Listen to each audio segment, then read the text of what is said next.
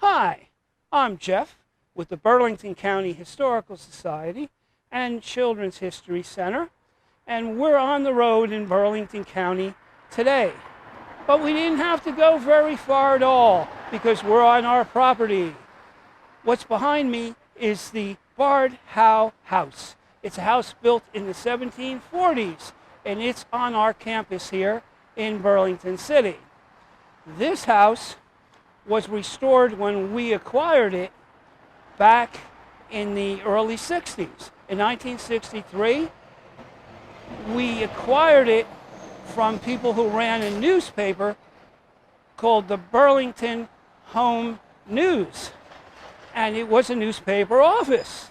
We had to do some restoration to open it as a museum, and we were very lucky to get one of the top colonial revival restoration men and architects in this area, G. Edwin Brumbaugh.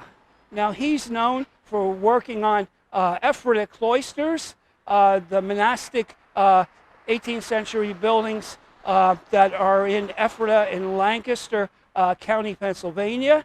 Quite a restoration. He's also known for Old Sweets Church in Philadelphia and Grumblethorpe, a number of historic buildings. And we had him work on this through the 1960s. The building that you see behind me, Bard Howe House, has a pattern of Flemish bond bricks. But he had to recreate some of those because right behind me, that window there, was a bay window used for the newspaper office. So he changed that. He also changed a number of the things inside the house. So we'll take a look in there now.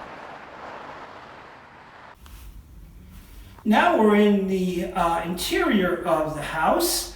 The exterior was completed, the restoration in 1966, but it took a few more years to finish everything up and open up the place to the public. There was a lot of work he had to do. Obviously, if this was newspaper offices, it looked a lot different. And there were some things he had to rebuild.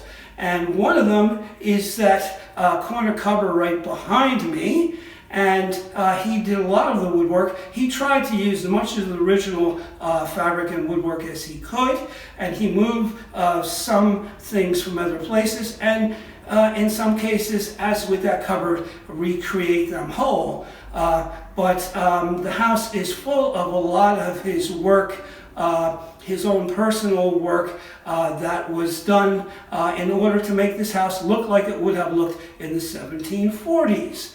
And that's another segment of On the Road.